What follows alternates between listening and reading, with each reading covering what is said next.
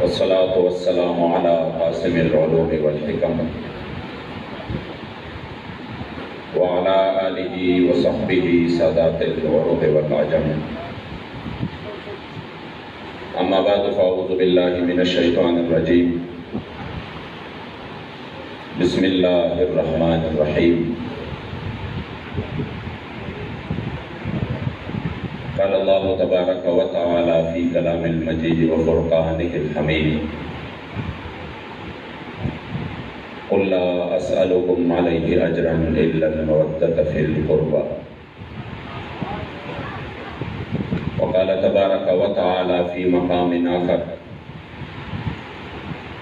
يا أيها النبي جاهد الكفار والمنافقين واغلظ عليهم.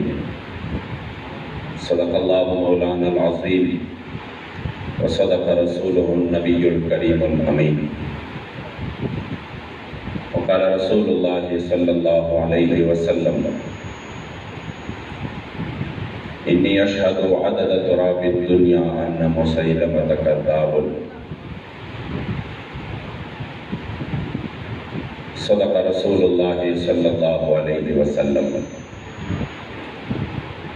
تانا قربان یا رسول مدنی.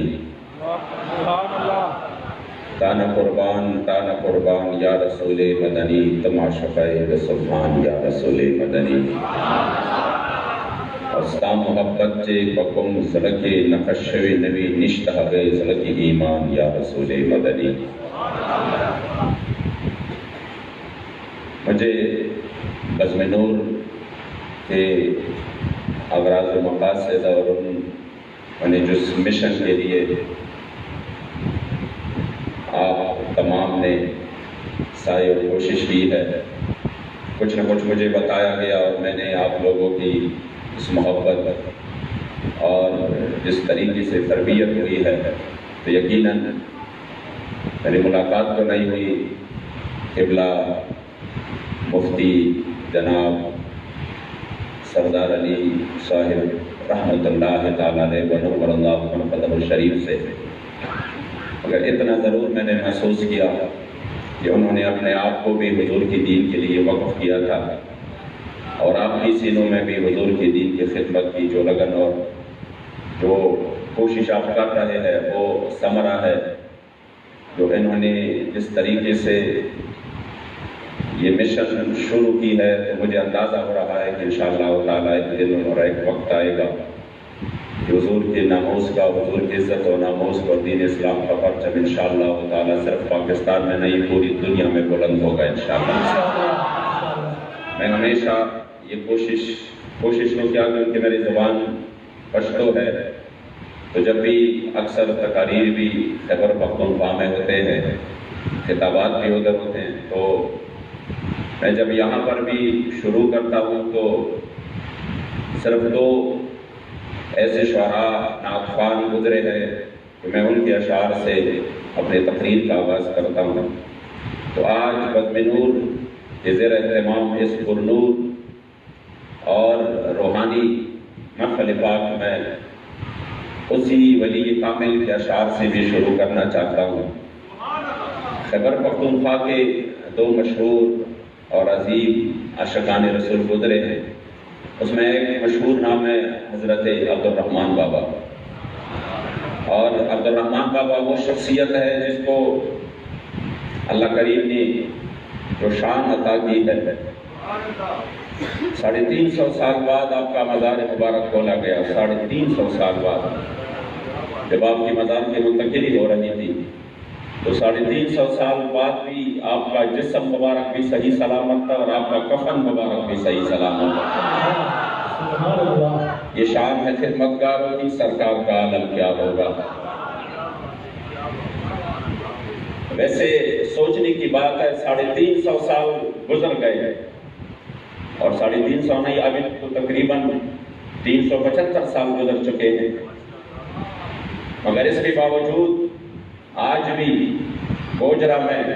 عبد الرحمن بابا کا ذکر ہوا. وجہ کیا ہے؟ ذکر ہمیشہ نام اگر زندہ رہے گا تو وہ حضور کی وجہ سے رہے گا، وہ اسلام کی وجہ سے رہے گا. میں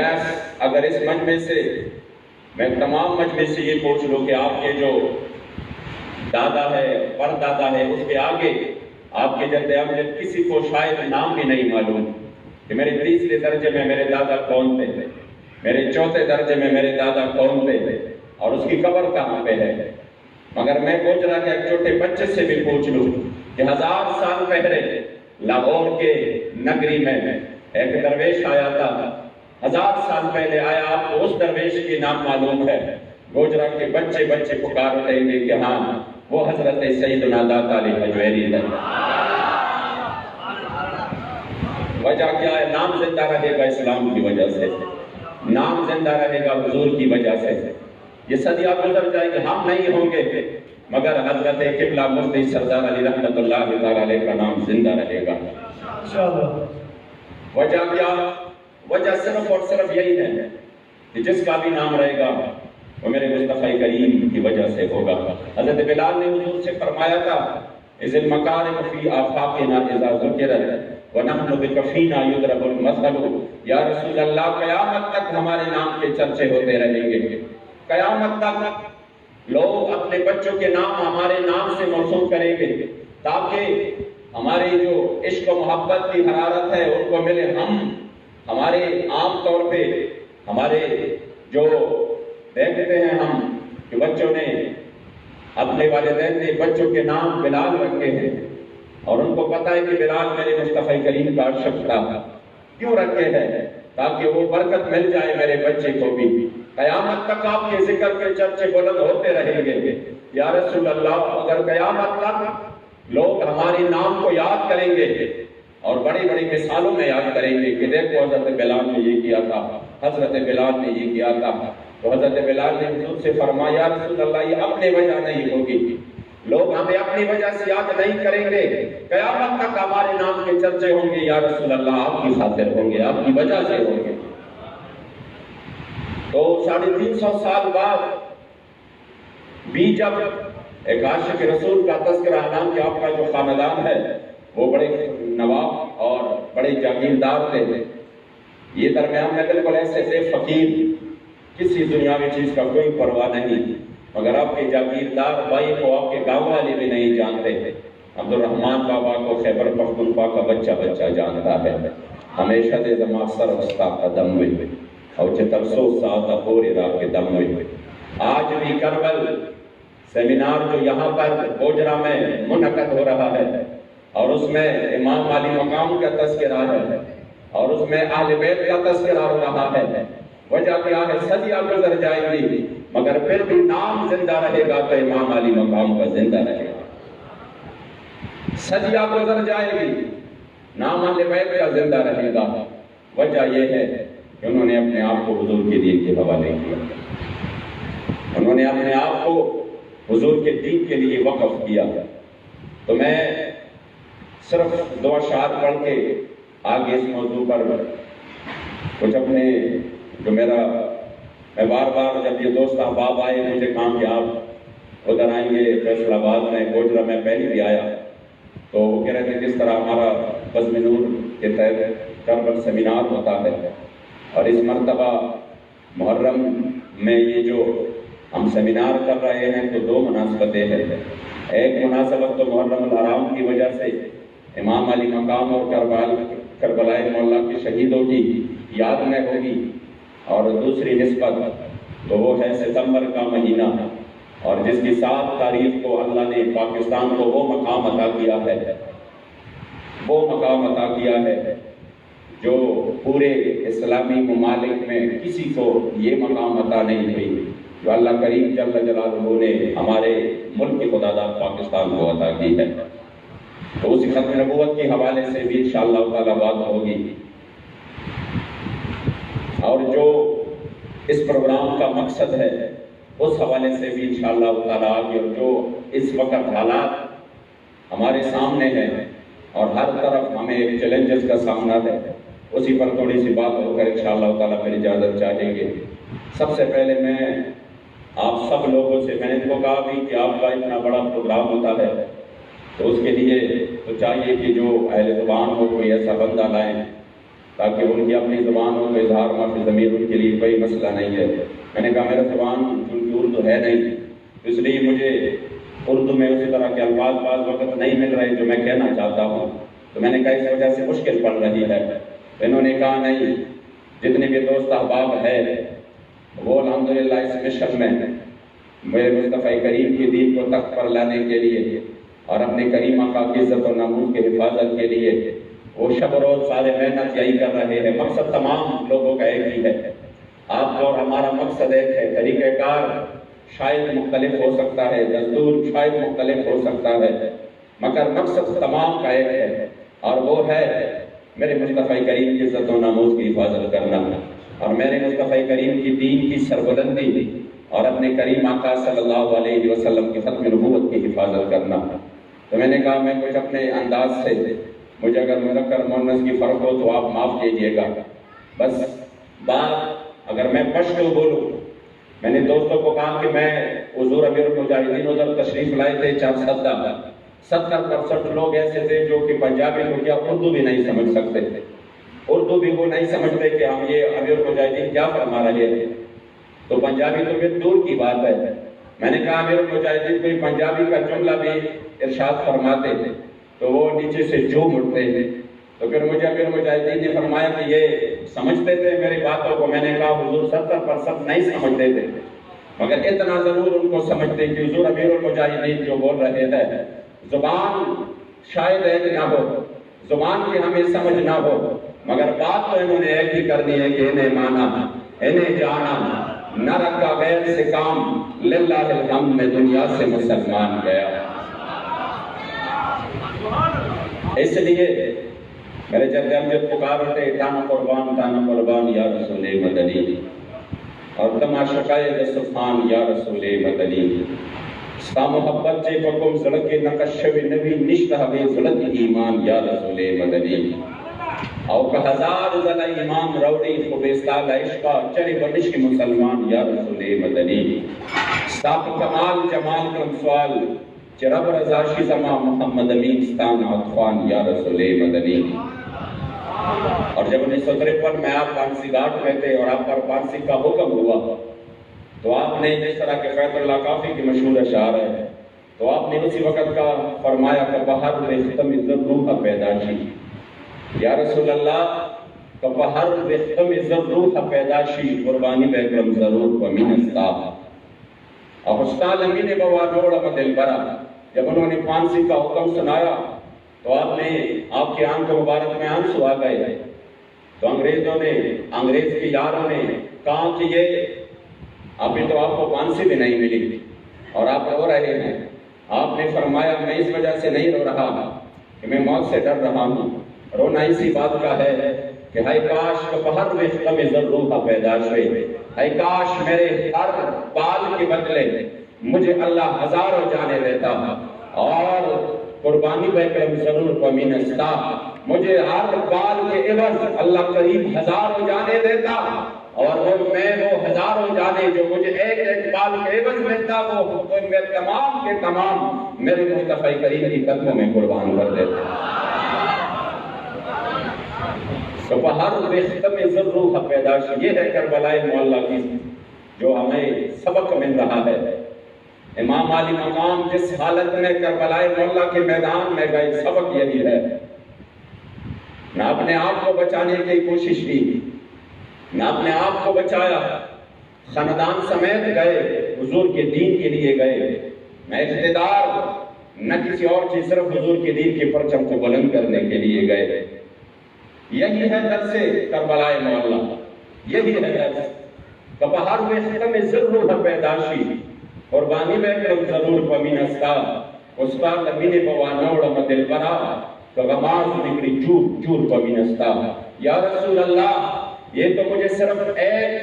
مجھے پانسی دے کر مجھے ڈرا رہے ہیں کہ ہم آپ کو پانسی دیں گے، یا رسول اللہ یہ میرے جسم کے ٹکڑے ٹکڑے کر دے، کہ غماز نکری جور ومین استا، یہ میرے جسم کے ٹکڑے ٹکڑے کر دے، پھر بھی میرے جسم کے ہر ٹکڑے سے آواز آئے گی کہ یا رسول اللہ میرے جسم کا ہر ٹکڑا بھی آپ پر قربان۔ لبیک یا رسول اللہ، لبیک لبیک لبیک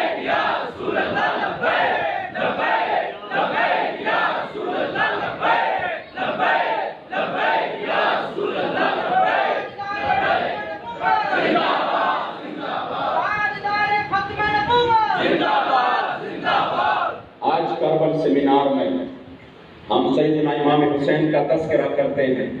تو یاد رکھیے یہ جو حضرت سیدنا امام حسین کا نام ہے، ہم جہاں پر بھی لیتے ہیں حسینیت، تو یہ استعارہ بن چکا ہے، استعارہ بن چکا ہے کہ حق کے مقابلے میں جو بھی باطل آیا ہے اور حق نے ڈٹ کر اس کا مقابلہ کیا، نہ مال کی پرواہ نہ جان کی پرواہ، وہ استعارہ بن چکا ہے حسینیت سے۔ جس طرح ہم سنتے ہیں لکل فرعون موسیٰ، کہ ہر فرعون کے لیے موسیٰ ہوتا ہے، جہاں پر ظلم ہو، جہاں پر جبر ہو، جہاں پر اللہ اور اس کے رسول کے قوانین سے تجاوز ہو، ادھر اللہ کریم جل جلالہ نے ایک موسیٰ کو پھر بھیجنا ہے۔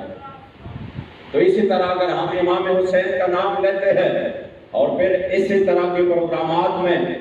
کہ جس مقصد کے لیے ہم اور آپ جمع ہیں، تو وہ یقیناً یہی ہے کہ ہم اس کے لیے جمع نہیں ہے کہ ہم یہاں پر ہمیں ایسے واقعات سنائے جائے جس کا نہ عقل سے کوئی تعلق ہو نہ نقل سے کوئی تعلق ہو۔ یہ جو روافع ذاکرین سناتے ہیں اور واقعات صرف اس لیے کہ لوگ ماتم کریں، صرف اس لیے کہ لوگ جو ہے نا وہ زار و قطار رونے لگے اور اپنے آپ کو مارے پیٹے اور کہیں نہیں بڑا ظلم ہوا ہے، اور جو حضرت سیدنا امام حسین نے جو درس دیا ہے وہ درس بلا بیٹھے ہیں۔ اسی پروگرام کا مقصد قطعاً یہ نہیں ہے، نہ میں ان واقعات کا سہارا لوں گا، نہ الحمدللہ علماء اہل سنت نے کبھی واقعات کا سہارا لیا ہے، نہ حضور علیہ السلام مبارک کے پاک دین میں اور اس ذمہ داری کے اسٹیج میں اس چیز کے اتنی سی بھی گنجائش ہے۔ میرے مصطفیٰ کریم نے فرمایا من کذب علی متعمدا فلیتبوأ مقعدہ من النار، جنہوں نے جان بوجھ کر مجھ پر دروغ گوئی کی، انہوں نے اپنے آپ کے لیے جہنم کا ٹھکانہ چن لیا۔ اس لیے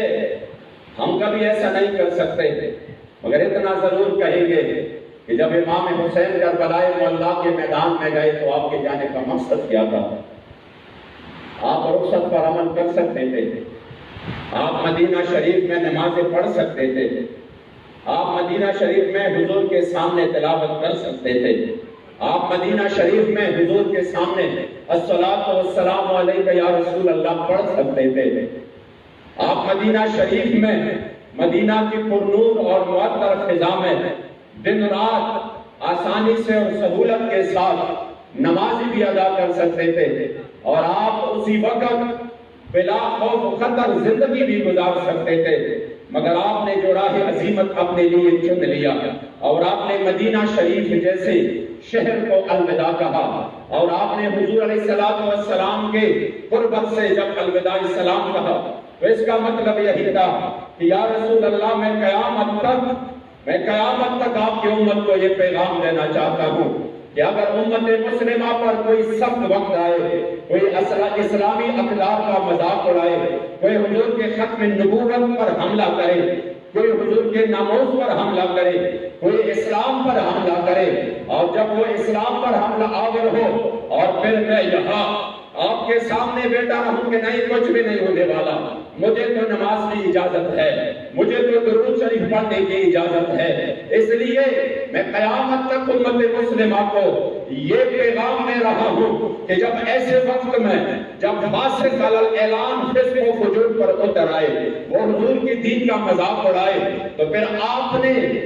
نے اسی طرح بیٹھنا نہیں، نہ اپنے خانقاہوں میں، نہ اپنے مراکز میں، نہ اپنے مساجد میں، نہ اپنے مدارس میں، پھر آپ نے جذبہ حسینیت سے سرشار ہو کر اس حسینی بن کر اس یزیدی کا مقابلہ کرنا ہے، اور آپ نے حضور کے دین کے لیے اپنے آپ کو پیش کرنا ہے۔ میں اور تم جیسے، ہمارے جیسے کروڑوں جانے، ہمارے جیسے کروڑوں ماں باپ، کروڑوں عزتیں اس خاک پر بھی قربان جہاں حضرت امام حسین نے صرف ایک مرتبہ اپنا قدم مبارک رکھا، مگر آپ نے بھی اس ظالم و جابر کے سامنے آپ گئے اور آپ نے قربانی پیش کی، امت مسلمہ کو قیامت تک یہ پیغام دیا کہ اے حسینی، جو آپ میرے نام لیواؤ اور میرے نام کہ جب آپ ذکر کرتے ہو تو صرف یہ نام نہیں ہے، میرا نام جو ہے وہ باطل کے خلاف ہے، استعارہ بن چکا ہے حق کا۔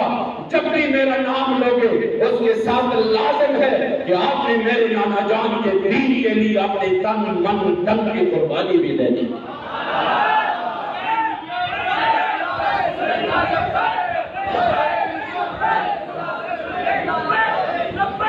تاجدار ختم نبوت،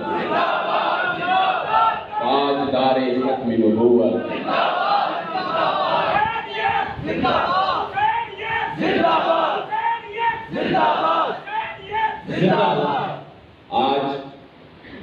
آج ہم اسی دور میں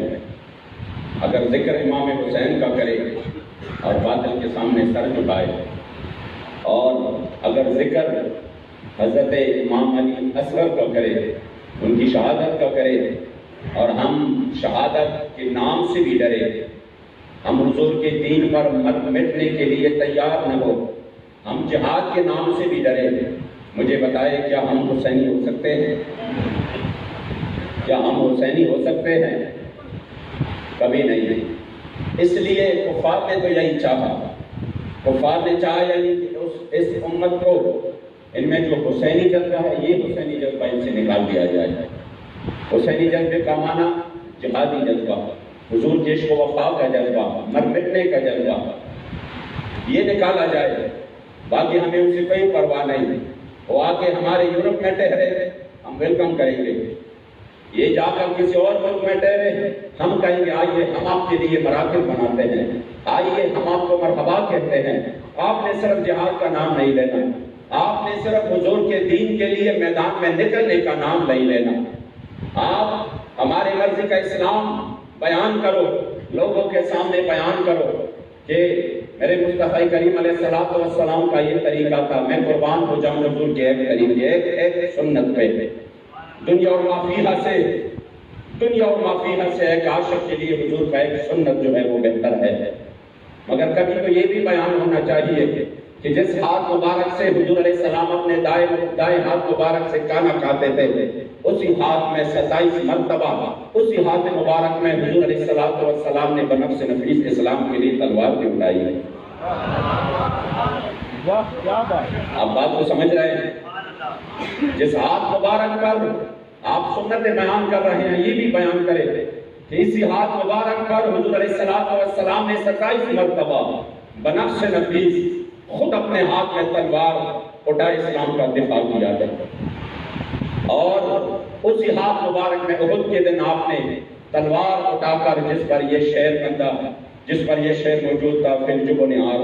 وفی الاقبال مکرمۃ والارض بالجبن لا ینجو من القدر۔ میرے مصطفی کریم کی تلوار مبارک پر یہ اشعار تھے کہ آگے بڑھنے میں عزت ہے، آگے بڑھنے میں عزت ہے، اور جو پیچھے رہا اس کو شرمندگی کے علاوہ اور کچھ نہیں ملنے والا۔ تقدیر سے تو نہیں بچ پائے گا، موت تو گھر میں بھی آئے گی، موت تو اپنے بستر پر بھی آنی ہے، مگر جنہوں نے میرے دین کے لیے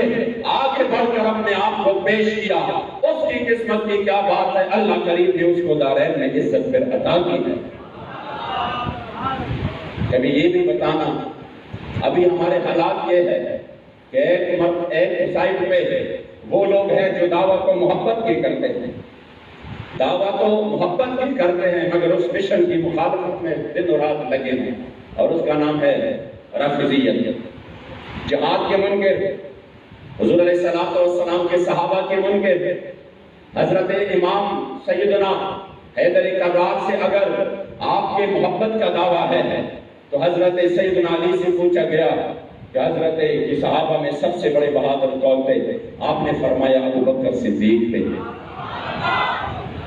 آپ کی محبت کا یہ انداز، آپ نے فرمایا سب سے بہادر ابو بکر صدیق تھے۔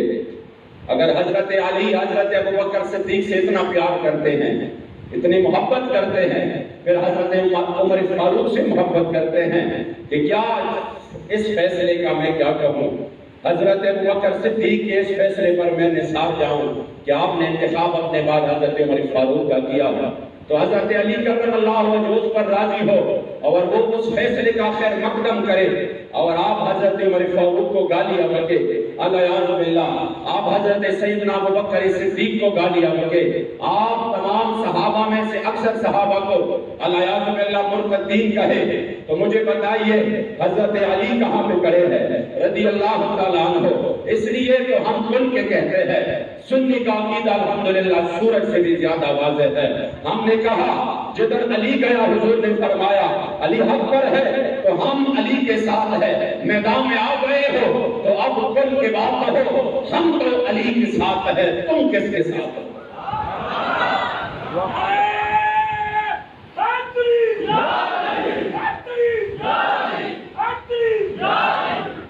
ایک طرف یہ لوگ آ گئے اور دوسری طرف وہ لوگ آ گئے جنہوں نے اہل بیت کے ساتھ یعنی اس فرقے کے ساتھ ان کا جو یا ظاہری ہے وہ واللہ عالم جو ظاہری ان کے ساتھ دشمنی ہے شاید اس میں اس حد تک گئے کہ انہوں نے اہل بیت رضوان اللہ تعالیٰ علیہ اجمعین کے بارے میں ایسے الفاظ کہے کہ بندہ وہ زبان پر لائے تو ان کو یہ ڈر ہو کہ میرا ایمان چلے جائے۔ انہوں نے ایسے الفاظ کہے اور جس نے کربلائے معلیٰ کے میدان میں ظلم و بربریت کی وہ داستان رقم کی جو شاید روئے زمین پر ایسا ظلم کسی نے کی ہو، اسی شخص کو وہ ایک کتاب لکھی ہے، اس کا نام ہے، اس کتاب میں جو عنوان ہے رشید ابن رشید نام ہے اور اس کا جو عنوان ہے اس میں یہ لکھا ہے کہ امیر المؤمنین سیدنا یزید وصلی اللہ علی امیر المؤمنین یزید، یعنی یہ اس کا پہلا صفحہ ہے۔ پھر آپ خود آگے سوچیں کہ اس میں آگے انہوں نے کیا لکھا ہوگا، اور پھر آگے ادھر ادھر سے انہوں نے کسی بھی طریقے سے باطل استدلالات کے ذریعے انہوں نے یہ ثابت کرنے کی کوشش کی ہے یزید وہ شخص ہے جس کو حضور نے جنت کی بشارت سنائی ہے، یہ اسی کتاب کا پھر مضمون ہے۔ کچھ لوگ ادھر تک گئے، میں نے کہا افسوس کی بات تو یہ ہے جو میرے سرکار کے سامنے جو لوگ میرے سرکار کے سامنے جو شخصیات میرے سرکار کے سامنے ہوتے تو میرے سرکار صحابہ کے سامنے ارشاد فرماتے صحابہ یہ میرے شہزادوں کو دیکھ رہے ہو، یہ کون ہے؟ سیدہ شباب اہل جنہ، یہ عام جنتی بھی نہیں ہے، یہ جنتیوں کے سردار ہے، یہ جنتیوں کے جس کو میرے سرکار نے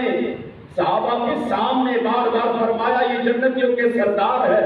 اس کے لیے باغی کے الفاظ میں تلے ہے کہ نہیں العیاذ باللہ وہ باغی تھے اور جنہوں نے میرے مصطفی کریم علیہ السلام کے اہل بیت کے ساتھ دشمنی کی ان کو جنتی، یہ صرف اور صرف اہل سنت و جماعت ہے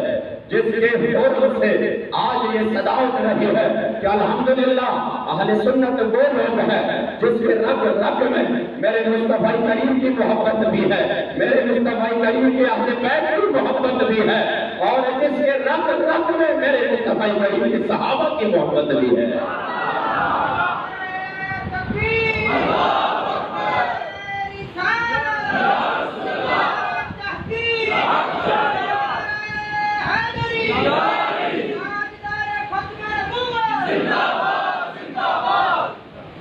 اللہ کریم ہمیں ان دونوں فرقوں سے بچائے اور ہمیں اپنے سورج جیسے سورج کے مانند چمکتے دمکتے عقیدے پر اللہ کریم ہمیں استقامت نصیب فرمائے۔ ہمارا عقیدہ تو بالکل واضح ہے، کچھ باتیں تو ایسے ہیں، مجھے کچھ دوستوں نے بتایا کہ یہ جو خرافات ہو رہے ہیں یہ خرافات میں نے کہا سورج سے بھی زیادہ واضح ہے۔ اب ایک بندہ جس میں تھوڑا سا بھی عقل ہو، وہ صاحب عقل ہو، ذی شعور ہو، تو کیا وہ گھوڑے کے دم کے پیچھے بھاگ سکتا ہے؟ میں نے کہا یہ تو سنیوں کی قسمت ہے، وہ چومتے ہیں تو اپنے سرکار کے نام پر اپنے انگلیوں کو چومتے ہیں، اور یہ قسمت آپ کی قسمت میں یہ بات لکھی ہے کہ آپ گھوڑے کے کبھی دم کو کبھی اللہ بنا دے۔ اس وجہ سے کچھ باتیں تو ایسی ہیں اس کو رد کرنا بھی اس کو ایک مقام دینا ہے۔ ہم نے کہا اہل سنت و جماعت کا عقیدہ بھی واضح ہے، اور یہ جو واقعات اور جو دن بدن بڑھتے ہوئے یہ نئے رسومات جن کو یعنی آپ خود سوچئے آپ کے زندگی میں بھی پرانا وقت کو چھوڑیے، آپ کے زندگی میں بھی 20 ایسے اور نئے رسومات سامنے آئے ہوں گے جو کہ پہلے نہیں تھے، اب نئے نئے، اور شاید اس کے بعد پتہ نہیں کیا سے کیا جائیں گے درمیان میں۔ ہم نے صرف آج ان تمام احباب کو جو کہ میرے مصطفیٰ کریم کی غلام ہے، اس وقت کی اور اس یہ جو موجودہ حالات ہے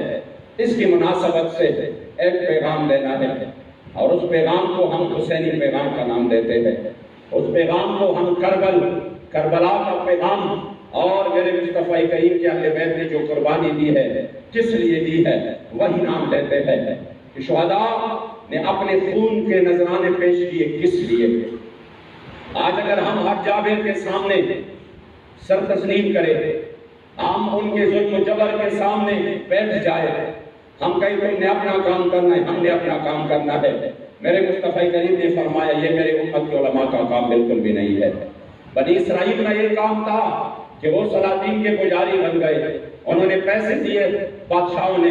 پھر وہ حق بات نہ کر سکے، لیکن جب یہ بات میرے مصطفیٰ کریم اپنے امت کے علماء کا کرنے لگے، فجلس رسول اللہ وهو متکئا،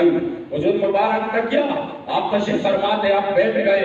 آپ نے فرمایا فوالذی نفسی بیدی، مجھے اس رب لا یزال کی قسم، مجھے اس رب لا یزال کی قسم، میرے امت کے علماء اس طرح نہیں ہوں گے۔ میرے امت کے علماء کیسے ہوں گے؟ لَتَأْمُرُنَّ بِالْمَعْرُوفِ وَلَتَنْهَوُنَّ عَنِ الْمُنْكَرِ وَلَتَأْخُذُنَّ عَلَى يَدِ الظَّالِمِ، میرے امت کے علماء وہ نیک کاموں پہ جو ہے نا حکم دیں گے، بدوں سے بد کاموں سے روک دیں گے، وَلَتَأْخُذُنَّ عَلَى يَدِ الظَّالِمِ، اور جب کوئی ظالم جابر غلط کام پہ اتر آئے، وہ چاہے بادشاہ ہو، وہ چاہے ان کا بہت بڑا ہو، اگر وہ کام غلط کرے، میرے امت کے علماء اس پر چپ نہیں رہیں گے، میرے امت کے علماء اس کی آنکھوں میں آنکھ ڈال کر بات کریں گے، اور اس ظالم کو ظلم سے منع کریں گے۔ اگر منع نہیں کریں گے، یہ میرے امت کے علماء نہیں ہو سکتے۔ میری امت کے علماء کی تو شان یہ ہے، اس کی تو مرتبہ یہ ہے کہ جب باطل کے خلاف آواز آئے، چاہے رشتے دار ہو، چاہے جیل ہو، چاہے کچھ بھی ہو، لب بام بھی پکارا، سردار بھی صدا دی، میں کہاں کہاں نہ پہنچا تیری دید کی لگر میں۔ اور اس کی شان یہی ہوگی کہ وہ ظالم کے خلاف سیسا پلائی دیوار بن جائیں گے۔ پھر اس کی شان یہی ہوگی کہ وہ ظالم کے سامنے کلمہ حق بلند کریں گے۔ یہ ہے حسینی، یہ ہے کربلا معلی کا جو ہمیں درس ہے کہ ہم اور کفار نے صرف اور صرف اسی جذبے کو ختم کرنے کے لیے کوشش کی۔ انہوں نے یہ محسوس کیا کہ جب تک مسلمانوں میں یہ جذبہ قائم ہے، جب تک مسلمانوں میں جہاد کا روح باقی ہے، جب تک مسلمانوں میں اپنے کریم آقا کے دین پر مر مٹنے کا جذبہ باقی ہے، تب تک ان کو شکست دینا ممکن نہیں ہے۔ اور کیوں کر ممکن ہوگا؟ جب آپ موت کو گلے لگا رہے ہیں تو کیسے ہوگا؟ شکست ان کو دیا جا سکتا ہے جو موت سے ڈر رہا ہو، اور جو موت کو گلے لگا رہا ہو، جو موت کو پیار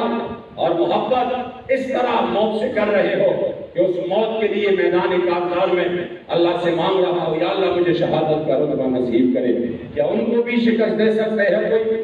حضرت سعد بن ابی وقاص نے کہا، حضرت سعد نے کہ مجھے حضرت عبداللہ بن جاش نے فرمایا آؤ دعا کرتے ہیں،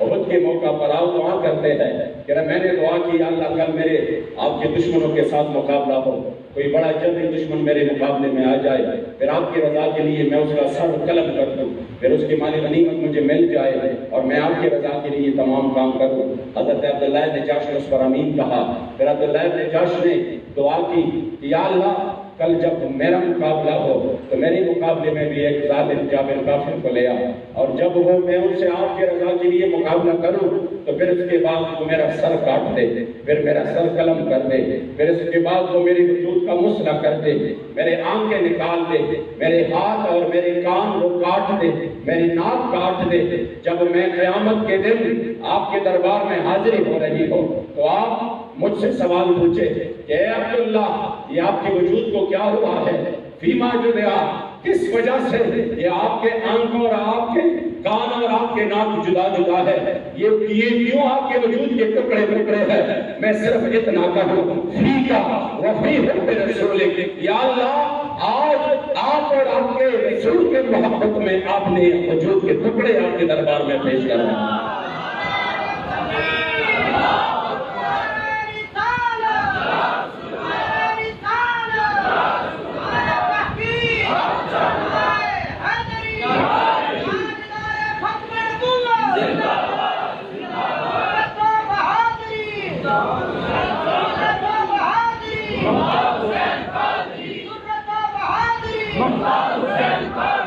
اس نے کہا یہ جذبہ نکال دے، ان سے یہ جذبہ نکال دے کہ یہ جو موت کے لیے بےتاب ہو رہے ہیں، ان سے یہ جذبہ نکال دے، یہ جو سپر پاور کی آنکھوں میں آنکھ ڈال کر کہتے ہیں من خالد بن الولید الى رستم ومہران وملأ الفارس اما بعد والسلام علی من اتبع الهدى فإنا ندعوكم الى الاسلام فإن ابيتم فاتوا الجزية عن يد وانتم صاغرون وإن ابيتم فإنا قوما يحبون الموت كما يحب الآجر الخمر۔ یہ جذبہ نکال دے کہ جو اپنے آپ کو اسی وقت کا سپر پاور کہے۔ حضرت خالد بن ولید نے اس کو خط لکھا کہ اپنے آپ کو سپر پاور کہنے والوں اسلام میں داخل ہو جاؤ، اگر اسلام میں داخل نہیں ہو رہے تو پھر سن لینا، ہم کو پھر جزیہ اور ٹیکس ادا کرنا، اور اگر ٹیکس ادا نہیں کرو گے تو پھر سن لینا ہم محمد عربی کے وہ غلام ہیں، واللہ کا ایمان تازہ ہو جائے گا۔ لوگوں نے کہا صحابہ ڈرتے تھے، میں نے کہا صحابہ کی ایمان کو دیکھو، فرمایا ہم محمد عربی کے وہ غلام ہیں کہ خدا کی قسم اتنی محبت اور پیار آپ کو شراب پینے سے نہیں ہوگا جتنی محبت حضور کے غلام حضور کے دین کے لیے اپنے سر کٹانے سے کر رہے ہیں۔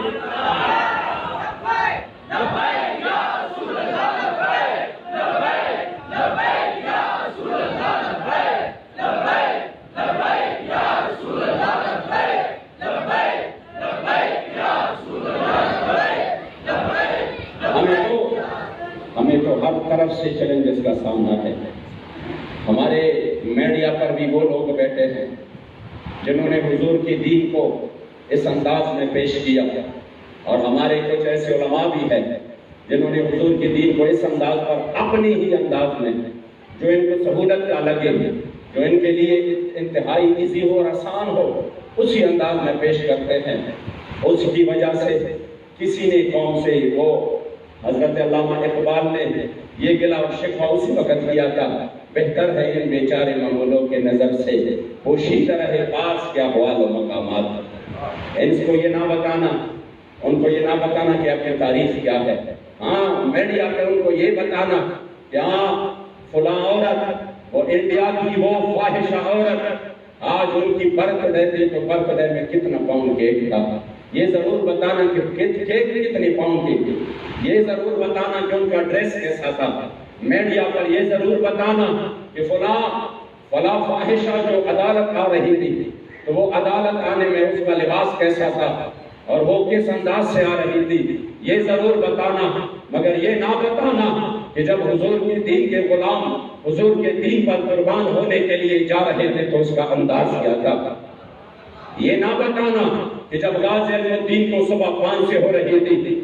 اور آج ان کے لیے ملاقات کا دن تھا تو غازی نے اعلان کیا تھا، وہ 21 سالہ نوجوان نے اعلان کیا تھا، خبردار اگر کوئی مجھ سے اس حالت میں ملے کہ وہ روئے تو مجھ سے نہ ملے، کوئی مجھ سے رونے والا نہ ملے، ارے روئے تو وہ لوگ اس پر روئے جنہوں نے کوئی جرم کیا ہو، میں نے کون سا جرم کیا ہے، میں نے تو اپنے کریم آقا کے عزت و ناموس پر پہرا دیا ہے، تو اس لیے کوئی مجھے روتے ہوئے نہ ملے۔ ماہ جب ماں روتے ہوئے آ گئی اور آپ نے فرمایا بیٹے تم مجھ سے جدا ہو رہے ہو، غازی نے کہا ماں رونا نہیں ہے، میں جدا نہیں ہو رہا، قیامت تک میری ماں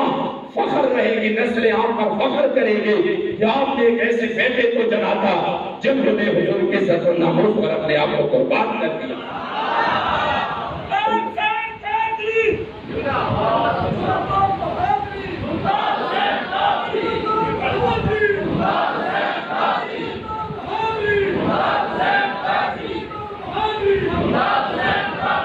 عجیب بات تو یہ ہے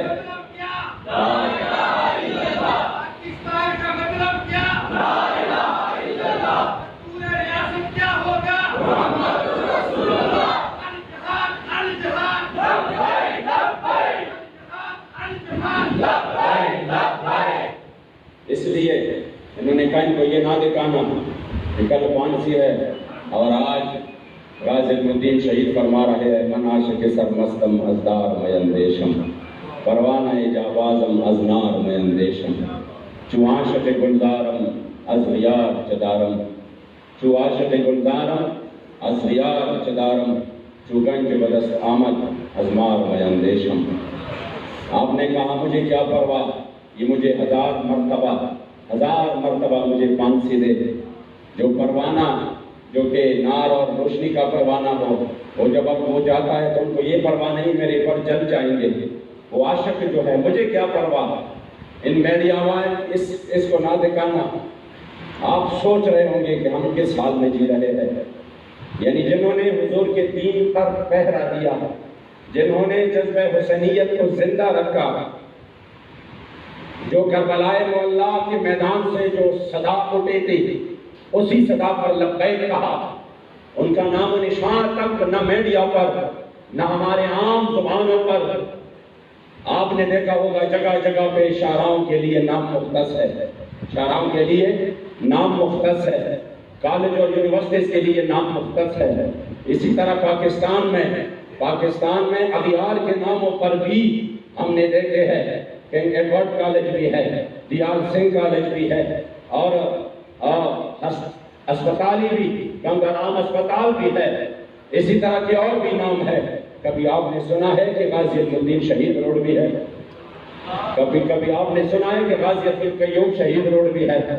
اس سے منسوب کوئی ہسپتال بھی۔ یہی درس سے وہ ہمیں دور رکھنا چاہتے ہیں۔ اس لیے کل سیمینار کا آپ اس کی مقصد کو سمجھو، اس کا مقصد یہی ہے کہ آپ کو اس کی درس کی طرف واپس لے کے آنا ہے۔ آپ سمجھ رہے ہیں میری بات کو؟ یہ جو تمہید میں مان رہا ہوں اس کا مطلب یہی ہے کہ آپ کو اسی درس کی طرف واپس لے کے آنا ہے۔ یہ جو آج آپ کی یہاں پر حاضری ہے، کوئی فارمیلٹی نہیں ہے کہ آپ نے 2-3 گھنٹے یہاں پر نعتخوانی سن کے سبحان اللہ کا، اور تقریر میں کوئی رویا کہ کسی نے کہا کہ بڑا مزہ آیا، اور پھر یہاں پر اسی جگہ سے دروازے سے باہر گیا تو بات ختم۔ نہ، آج یہاں سے جائیں گے تو آپ نے یہ سوچنا ہے کہ ہمیں بجنور والوں نے کربلا سیمینار میں کس لیے بلایا تھا، ہمیں اس گرمی میں کس لیے اندر بٹھایا تھا۔ اور میں خادم تحریک لبیک یا رسول اللہ 6 گھنٹے کا سفر طے کر کے یہاں پہ کس لیے آیا۔ آپ نے یہ سوچنا ہے،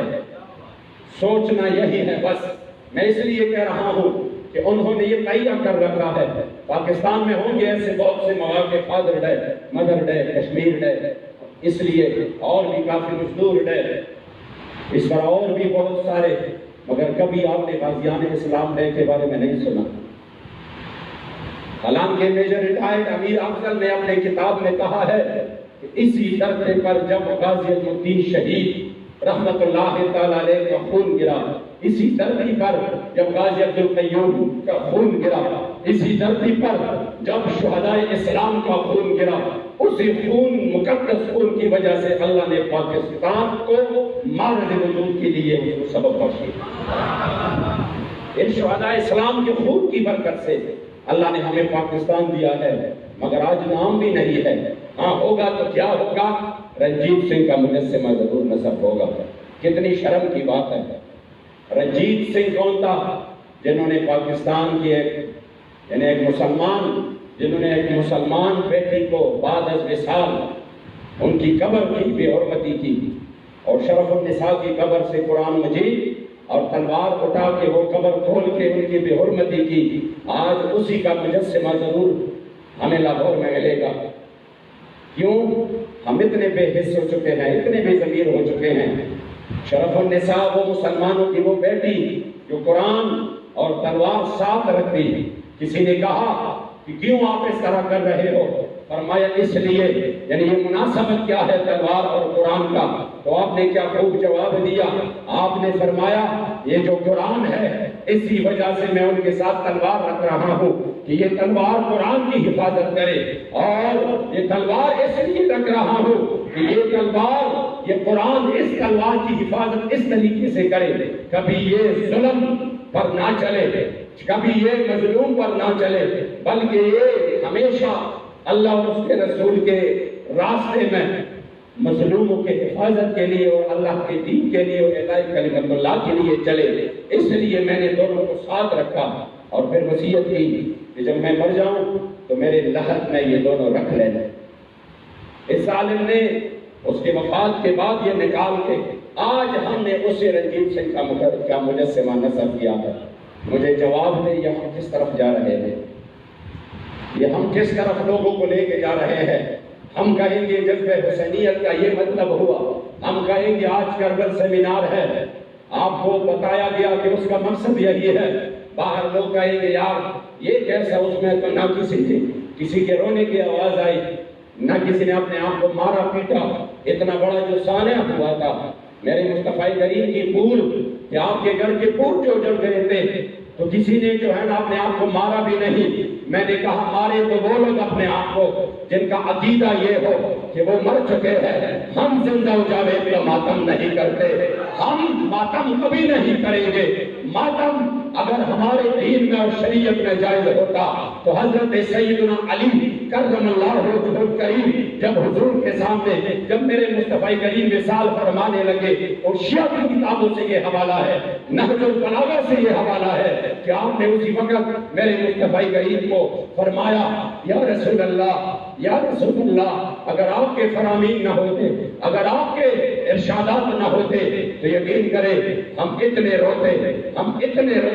کہ ہمارے آنکھوں کی جو پانی ہے یہ ختم ہو جاتا، ہماری آنکھیں سفید ہو جاتی۔ بلا اس سے بھی اور آگے ہمارے لیے کوئی غم ہے، اس سے بھی آگے ہمارے لیے کوئی اور مصیبت ہے۔ جب آپ ہم سے تشریف لے کے جا رہے ہیں، اس سے ہمیں اور زیادہ دنیا میں ہمارے لیے کوئی تکلیف نہیں ہے، ہمارے لیے کوئی مصیبت نہیں ہے، مگر یا رسول اللہ آپ نے جو منع کیا ہے آپ کے ارشاد کے مطابق ہم ماتم نہیں کریں گے۔ میں نے کہا اگر اپنے آپ کو حضرت علی کا تابعدار اور فرمان بردار اپنے آپ کو تصور کرتے ہو کہ ہم حضرت علی کے تابعدار ہیں اور ہم ان کے ہیں، وہ ہمارے ہیں، تو میں ایک مرتبہ دوبارہ سے پوچھ رہا ہوں، پھر مارنے پیٹنے کی ضرورت کیا ہے؟ پھر تو اپنے امام حیدر کرار کو کون مانو؟ تو پھر ہم ببانگ طہل یہ اعلان کرتے ہیں کہ جب میدان میں آ گئے ہو تو اب کل کی بات ہو، ہم تو علی کے ساتھ ہیں، تم کس کے ساتھ ہو؟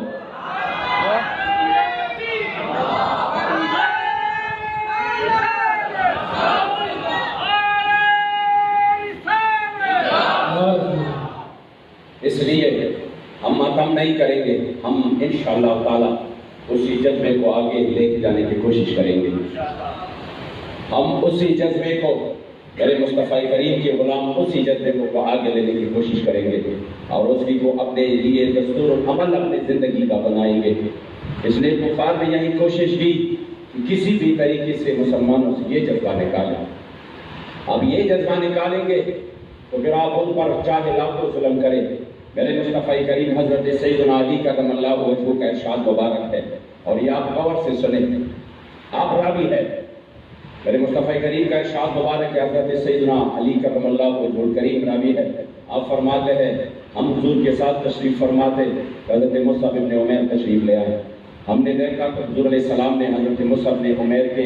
لباس مبارک کو دیکھا، آپ کے حال کو دیکھا، تو میرے مصطفیٰ کریم کی آنکھ مبارک سے آنسو نکل پڑے۔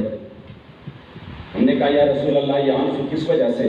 فرمایا میں نے اس بچے کو اپنے ماں باپ کے ساتھ بڑے بڑے نعمتوں میں دیکھا۔ حضرت مصعب کا یہ حال تھا کہ ایک کپڑا جب ایک مرتبہ استعمال کرتے تھے دوبارہ نہیں استعمال کرتے، خوشبو ایسے استعمال کرتے پوری مکے میں وہ خوشبو کوئی نہیں استعمال کرتا، اور آپ کے پاس مال و دولت کی کوئی کمی نہیں تھی، آپ کے باغات، آپ کی جائیداد، سب کچھ آپ کے پاس تھا۔ جب حضور کے غلامی میں آ گئے چچا نے کہا یہ سب لے لوں گا، واپس ہو جاؤ، کسی بھی چیز آپ کو نہیں چھوڑوں گا۔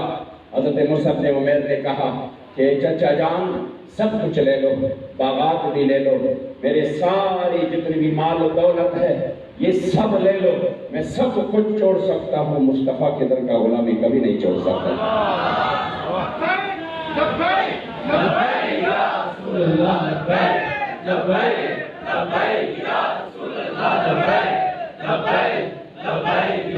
اس لیے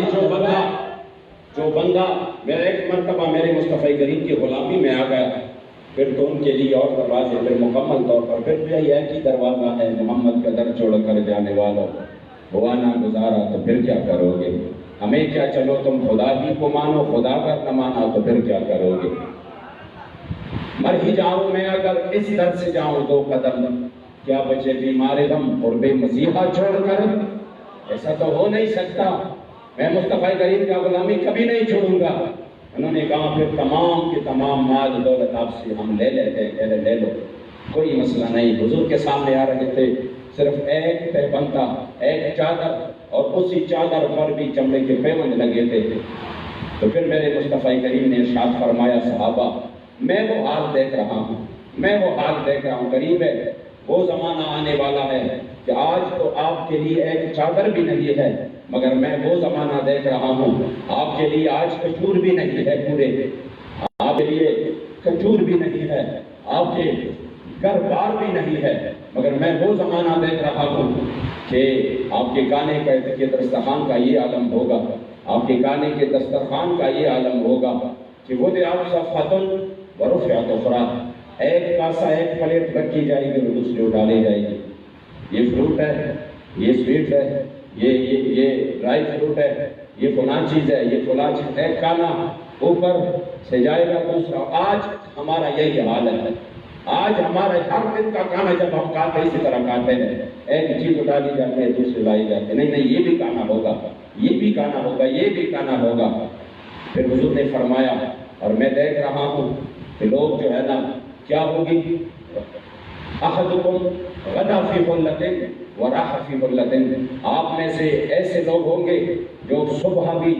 جو صبح اور شام ہو، ان صبح اس کی ایک لباس ہوگی، شام کو اور ہوگی، صبح ایک لباس ہوگی، شام کو اور ہوگی۔ اور میں دیکھ رہا ہوں کہ آج تو آپ کی کفن کے لیے بھی کپڑا نہیں ہے، مگر پھر کیا حال ہوگا، سترتم بیوتکم کما تستر الکعبہ، جس طرح کعبہ غلاف میں لپٹی ہوئی ہے، اس طرح آپ اپنے گھروں میں، اپنے محلات میں پردے ہوں گے آپ کے۔ آج تو آپ کے کفن کے لیے بھی کپڑا نہیں ہے، گھروں میں پھر بڑے بڑے پردے ہوں گے۔ قربان جاؤ میرے مصطفیٰ کریم کے علم پر۔ امام اہل سنت نے ارشاد فرمایا اپنی کتاب میں فتاوی رضویہ شریف میں کہ حضرت وہب بن منبہ فرماتے ہیں کہ میں نے 71 کتابوں میں پڑھا کہ پورے روئے زمین کا کہ جو ذرات ہے وہ سارے ذرات، اس میں سے ایک ذرہ اٹھایا جائے تو یہ حضرت آدم علیہ السلام سے لے کر آخری امتی جو حضور کا آئے گا اسی تک ان سب کا علم ہے، اور باقی جتنا بھی ہے میرے مصطفیٰ کریم کا علم ہے، باقی جتنا بھی ہے میرے مصطفیٰ کریم کا علم ہے۔ تو آپ نے فرمایا ایسا وقت آئے گا تو صحابہ تڑپ اٹھے، فرمایا یا رسول اللہ پھر تو آج تو ہم رزق کے لیے بھی اپنا وقت نکالتے ہیں، ہم اپنے بچوں کے لیے بھی اپنا وقت نکالتے ہیں، دین کے لیے پھر علیحدہ سے آپ کے پاس نکالتے ہیں، تو یا رسول اللہ جب اتنی مال و دولت ہوگی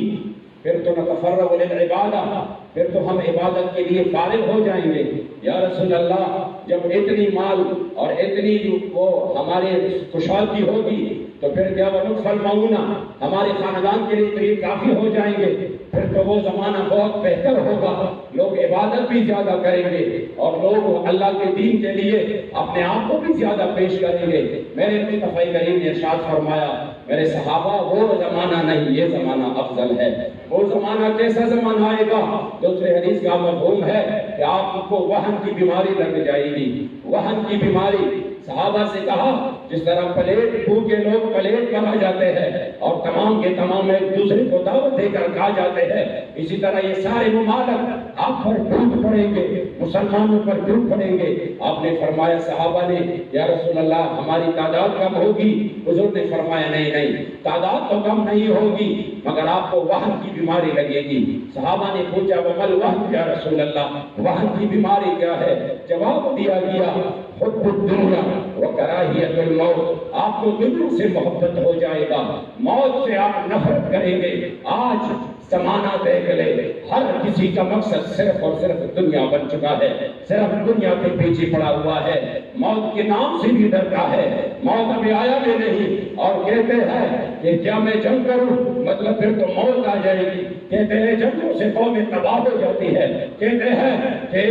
اسلام نے کبھی بھی دفاعی، اسلام میں کبھی جارحانہ جنگ نہیں لڑی گئی بلکہ دفاعی جنگ لڑی گئی۔ میں نے کہا حضور نے 1000 کلومیٹر کا سفر کس لیے طے کیا؟ کیا وہ بھی دفاع کا جنگ کا؟ کیا تبوک کے لیے بھی دفاع کا جنگ کا؟ کیا صحابہ کو دنیا تک گئے وہ بھی دفاع کا جنگ کا؟ جب خبر نہ ہوگی چیزوں کا خدا را پھر اس کے بارے میں رائے قائم نہ کرے۔ اسلام نے جو جنگ لڑی ہے حضور کے دین کے لیے، صحابہ نے جو جنگ لڑی ہے اس کا تو ظاہر مقصد کا جواب دیتے، جواب طلب کرتے، اسلم تسلم کہہ رہے اسلام میں داخل ہو جاؤ تو پھر سلامتی پاؤ گے، اگر اسلام میں داخل نہ ہو تو پھر باقی سپر پاور کیوں نہ ہو۔ پھر ان کو کہا پھر جو محمد عربی کے غلام آ رہے ہیں۔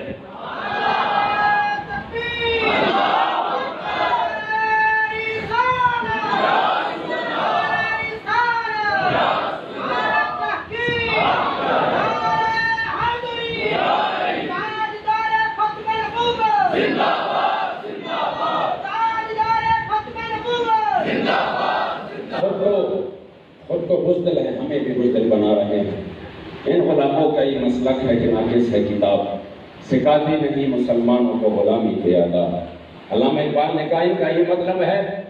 کتاب ناقص ہے، انہوں نے مسلمانوں کو غلامی کے آداب نہیں سکھائے ہیں۔ ان کو تو غلامی کے آداب سکھانے چاہیے کہ کس طرح امریکہ کے سامنے سر جھکانا ہے، کس طرح انہیں کہ نہیں وہ تو سپر پاور ہے، ہم کیسے مقابلہ کریں۔ اللہ نے تو بتا دیا نا کہ حضور کی دین کے لیے جنہوں نے بے سر و سامانی کی حالت میں مقابلہ کیا، 18-20 سال مقابلہ کیا، آج وہ کیسے سرخرو ہو رہے؟ بے سر و سامانی کی حالت میں جنہوں نے مقابلہ کیا اور حضور کے دین کا پرچم بلند کیا۔ اس لیے یہ صرف اور صرف اسی وجہ سے کہ جو حب الدنیا و کراہیت الموت ہے، ورنہ جب کسی بندے کے دل میں موت سے لگاؤ ہو، شہادت کی لیے طرف ہو، وہ کبھی ایسی بات نہیں کرے گا، پھر اللہ کی مدد بھی آ جاتی ہے۔ حضرت یوسف بن تاشفین کو الفانسو نے کہا کہ اگر اس مرتبہ اللہ کی فرشتے بھی تمہاری مدد کو آ جائے تب بھی تجھے میرے سے کوئی نہیں بچا سکتا۔ آپ نے اپنے وزیر کو کہا جواب دو، انہوں نے بڑا لمبا جواب لکھ لیا۔ آپ نے کہا صرف 2 سطر میں جواب دو، انہیں کہہ دینا کہ وہ تو اللہ کریم جل جلالہ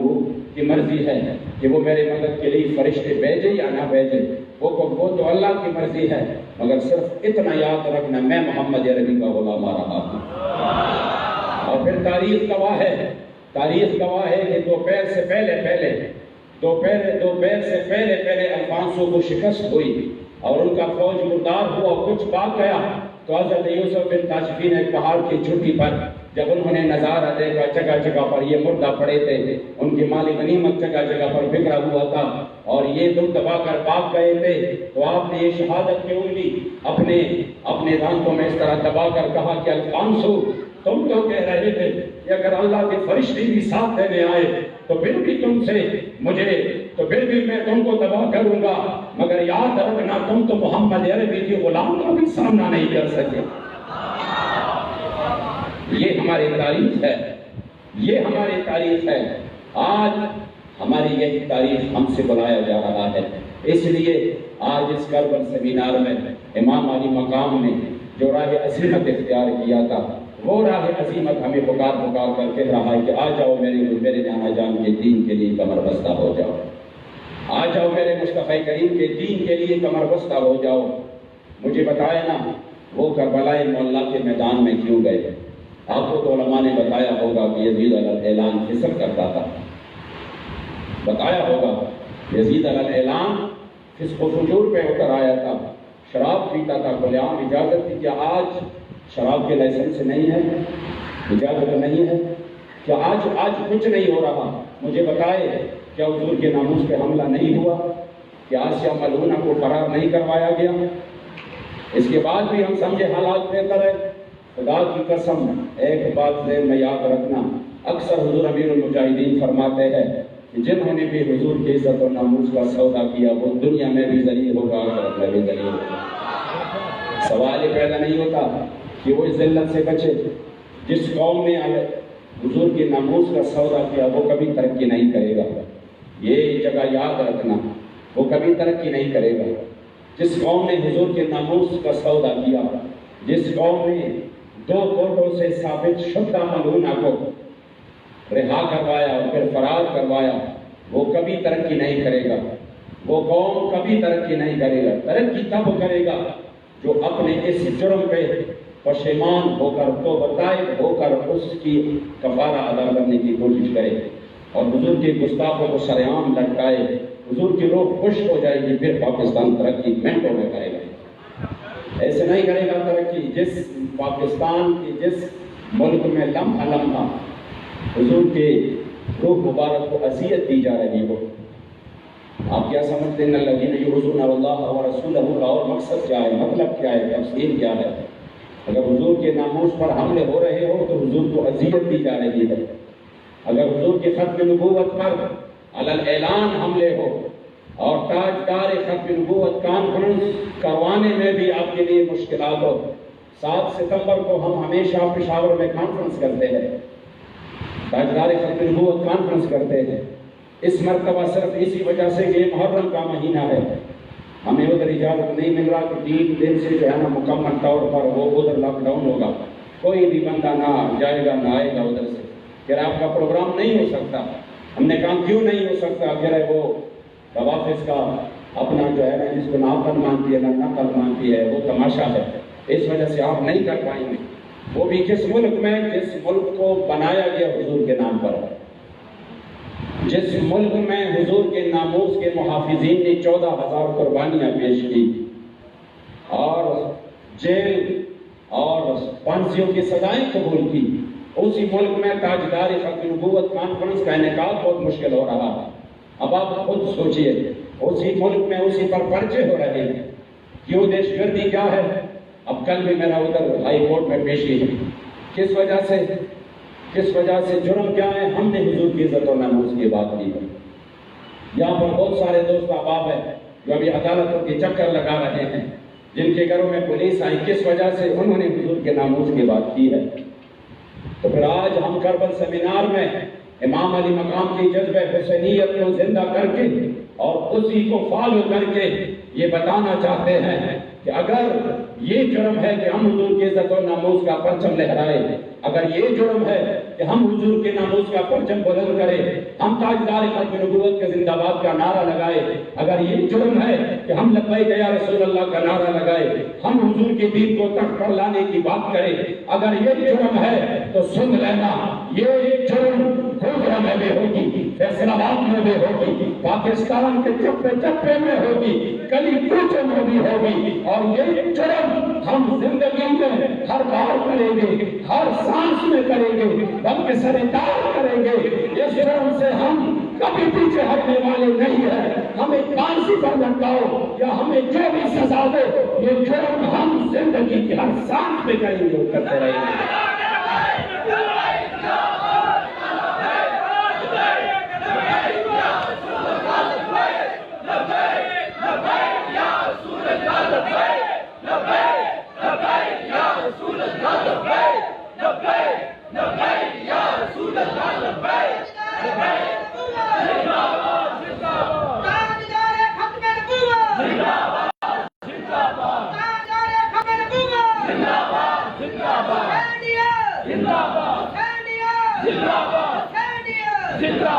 اس لیے آج ہم یہ عزم کریں گے کہ ہم سیدنا امام حسین اور کربلا مولا کے شہزادوں اور شہیدوں کے نقش قدم پہ چل کر ان کی فکر کی امین بن کر حضور کے دین کے لیے میدان میں رہیں گے انشاءاللہ۔ منافقوں کی بات نہیں سنیں گے، منافق تو ہوتا ہے منافقت کے لیے، آپ کو کسی حال میں بھی نہیں چھوڑتے۔ حضرت عقیل انصاری 1 کلو کھجور لے آئے، تب بھی بات کی۔ حضرت ابوبکر صدیق اپنا تمام سارا مال لے آئے، منافقوں نے کہا یہ کیا ریاکاری ہے، اپنا سارا مال لے آئے، یہ تو ریاکاری ہے۔ حضرت عقیل انصاری صرف 1 کلو کھجور لے آئے، تو انہوں نے کہا یہ کیا اس 1 کلو کھجور کی اللہ کو ضرورت تھی جو صرف 1 کلو کھجور لے آئے؟ منافق کسی حال میں بھی آپ کو نہیں چھوڑنے والا، منافق اپنا منافقت کرتا رہے گا۔ آپ نے ادھر ادھر نہیں دیکھنا، آپ نے صرف اپنے مشن کو دیکھنا ہے، جو مشن آپ کو حضرت سیدنا امام حسین چھوڑ کے گیا ہے۔ جو مشن آپ کو علی اصغر اور علی اکبر چھوڑ کے گیا ہے، جس مشن کے لیے ہمارے اسلاف نے زندان میں قربانیاں دی ہے، جس مشن کے لیے غازی ملت شہید ناموس رسالت ملک ممتاز حسین قادری نے پھانسی کا بندر چن کر لبیک کہا ہے، جس مشن کے لیے امام حضرت مولانا فضل حسین المعروف حضرت موہانی نے 27 سال انگریز کی چکی پیسی ہے، جس مشن کے لیے بدل حریت اور حضرت سیدنا امام فضل حق خیرآبادی نے انگریز کے ٹوکرے اٹھا کر اور کالے پانی کا سزا اسی وقت جو سب سے سخت ترین سزا تھی وہ برداشت کر کے کہا فدیت محمدن خیر البرایا، اور پھر اس کا جنازہ بھی ادھر سے نکلا، جس مشن کے لیے امیر المجاہدین علامہ حافظ خادم حسین رضوی دامت برکاتہم وفیضاتہم علینا نے 5.5 مہینے اس حال میں گزارے، نومبر، دسمبر اور جنوری کے وہ سخت ترین سرد راتیں وہ جیل میں گزاری، مگر کبھی گلا نہیں کیا، کبھی شکوہ نہیں کیا، کبھی ہمیں پیغام نہیں پہنچایا ہمیں آزاد کراؤ، اور کبھی انہوں نے اس مشن کے لیے انہوں نے کبھی اس سے کام نہیں لیا کہ آ جاؤ مفاہمت کرتے ہیں اور میں اس مشن کو چھوڑ دیتا ہوں، اپنے مشن سے دستبردار ہو رہا ہوں۔ نانا اسی وقت بھی اس وقت بھی حضرت موہانی کی طرح زبان حال سے یہ کہہ رہا تھا ہے مشق سخن جاری اور چکی کی مشقت بھی ایک طرف تماشا ہے، حسرت کی طبیعت بھی جو چاہے سے تم کر لو اور جو کہہ لو، پر ہم سے قسم لے لو کہ ہو تو شکایت نہیں۔ الحمدللہ اس مشن کے لیے آج ہمیں کربل کہ یہ سیمینار آج ہمیں مفتی ہمارے سیدنا مفتی سردار علی قادری رحمت اللہ تعالی علیہ آپ کا روح مبارک ہم سے یہ مطالبہ کر رہے ہیں کہ آ جاؤ حضور کے دین کی طرف، آ جاؤ حضور کے دین کی طرف، آ جاؤ۔ اگر ہم نے حضور کے دین کے طرف رجوع نہیں کیا تو جو موجودہ حال ہے 1 مہینے سے زیادہ ہو چکا ہے، کشمیر کی مظلوم مسلمانوں پر کرفیو جاری ہے، آپ سوچ سکتے ہیں 2 دن صرف 2 دن اس گوجرے میں 2 دن کے لیے مارکیٹیں اور دکانیں بند کرو اور لوگوں کو گھروں میں محسوس کرو، آپ کو پتہ ہے پھر کیا حال ہوگا، تیسرے دن ہوگا کیا؟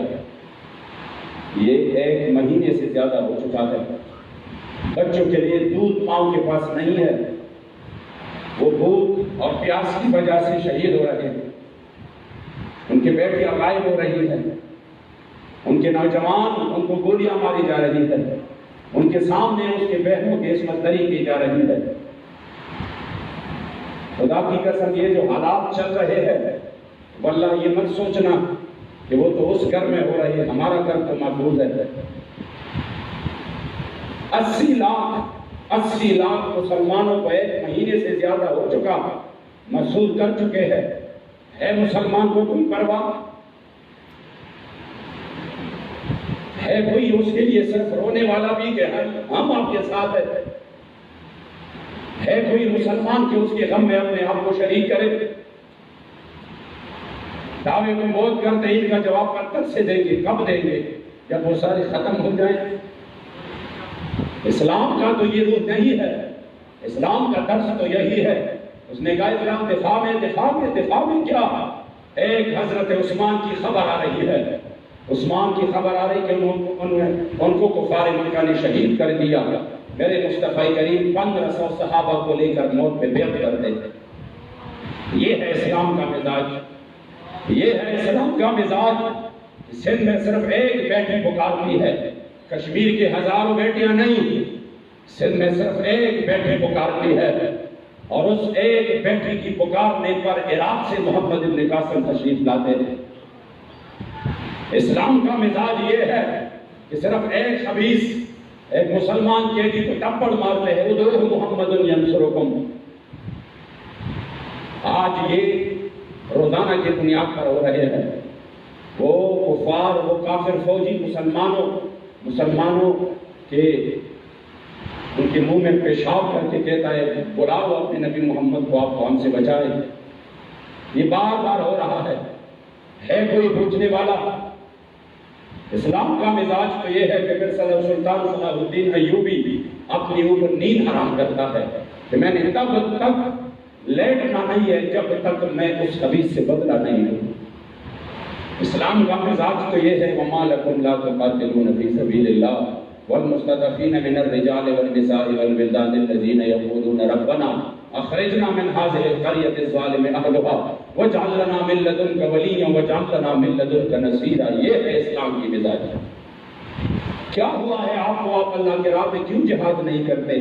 آج جہاد کا نام تو لو، سیدھا دہشت گردی کے نام میں آپ کا نام چلا جائے گا، یہ دہشت گرد ہے۔ اس وجہ سے واللہ حالات جو ہے نا وہ ہمیں اب اور حرام نہیں کرنے دے رہے، اس لیے اب آپ کو حضور کی دین کی طرف سب کو آنا ہوگا۔ میرے مصطفیٰ کریم نے فرمایا اذا ترکتم الجہاد فسلط اللہ علیکم ذلہ، جب تم اللہ کے راہ میں جہاد کو چھوڑ دو گے تو پھر اللہ آپ پر ذلت اور رسوائی مقرر فرمائے گا،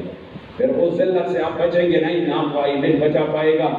نہ آپ کو امارات بچا پائے گا، نہ آپ کو سعودی بچا پائے گا، نہ آپ کو ان کا پیسہ اور اس کی درہم اور اس کے دینار بچائیں گے، جب تک حتیٰ ترجعوا الی دینکم، حتیٰ کہ تم مصطفیٰ کریم کے دین کی طرف آؤ تب بچ جاؤ گے، بس اس کے علاوہ بچنا ہے نہیں، بچنا ہے نہیں۔ سب نے پہلے اسی میں تباہ ہونا ہی ہے۔ اگر ہم نے اپنے نسلوں کی حفاظت کرنی ہے، اگر ہم نے اس ملک کی حفاظت کرنی ہے تو ہمیں حضور کی دین کی طرف آنا ہوگا،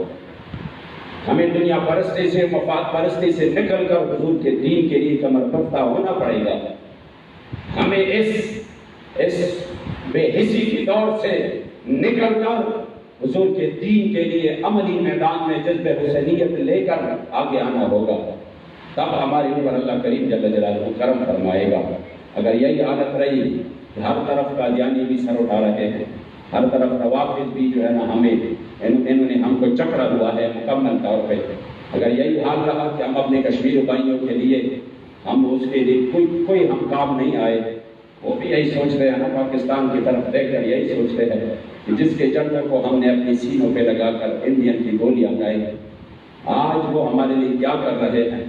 جن کے پاس ہدف بھی ہے، جن کے پاس شاہین بھی ہے، جن کے پاس غوری بھی ہے، جن کے پاس ابدالی بھی ہے، جن کے پاس ابابیل بھی ہے، جن کے پاس خالد اور ذرات ٹینک بھی ہے، جن کے پاس ایٹمی طاقت بھی ہے، جن کے پاس دنیا کی بہترین فوج بھی ہے، جن کے پاس دنیا کی بہترین عسکری طاقت اور قوت بھی ہے، وہ ہمارے لیے کیا کر رہے ہیں؟ ہم نے کہا ہم آپ کے لیے 12 سے 12:30 تک جو ہے نا روڈوں پہ کھڑے ہو سکتے ہیں، باقی کچھ نہیں کر سکتے۔ خدا را میرے مصطفیٰ کریم کی دین کی طرف آئے ہیں، انشاءاللہ وہ وقت دور نہیں، انشاءاللہ مصطفیٰ کریم کا دین کا پرچم بلند ہو۔